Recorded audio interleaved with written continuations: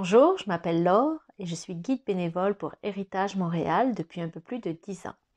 Je suis heureuse de vous accompagner aujourd'hui pour ce nouveau tour du bloc sur le quartier chinois.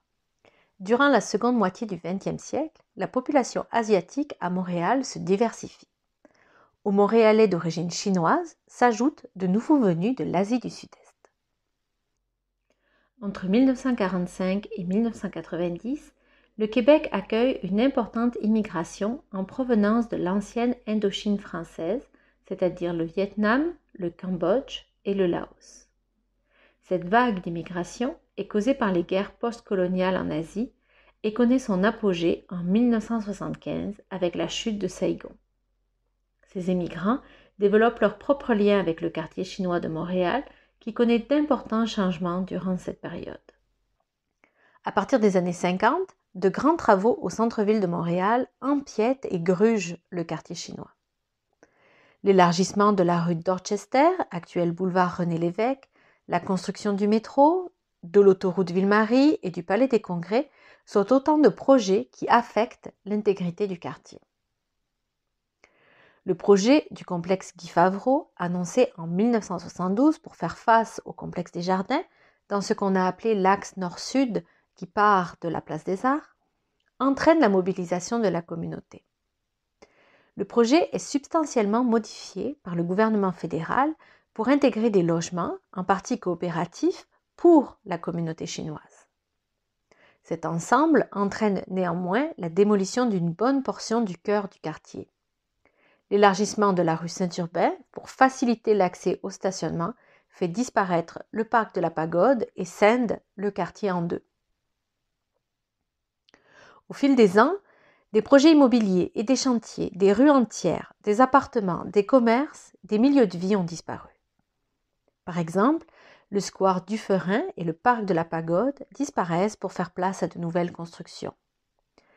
Des 3 églises chinoises historiques, seule l'église de la Mission catholique chinoise du Saint-Esprit a échappé au pic des démolisseurs. En plus de ces démolitions massives, d'autres bâtiments disparaissent en raison d'incendies ou de nouveaux projets de construction. C'est le cas de l'édifice Robillard, incendié en 2016, et de son voisin, l'hôtel Saint-Laurent, démoli en 2008 pour la construction de l'édifice Swatao. À partir de 1980, nous assistons à la revalorisation du quartier chinois, mais cette fois comme lieu touristique et commercial. On vient se promener et manger sur la rue de la Gauchetière, piétonnisée au début des années 80.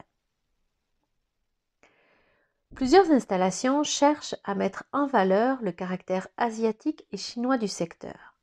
Par exemple, l'habillage des cabines téléphoniques ou l'intégration de motifs chinois aux lampadaires. Dans les années 90, l'administration du maire Bourque fait installer 2 arches d'inspiration chinoise sur le boulevard Saint-Laurent. Elles s'ajoutent à celles installées sous Jean Drapeau quelques années auparavant sur la rue de la Gauchetière.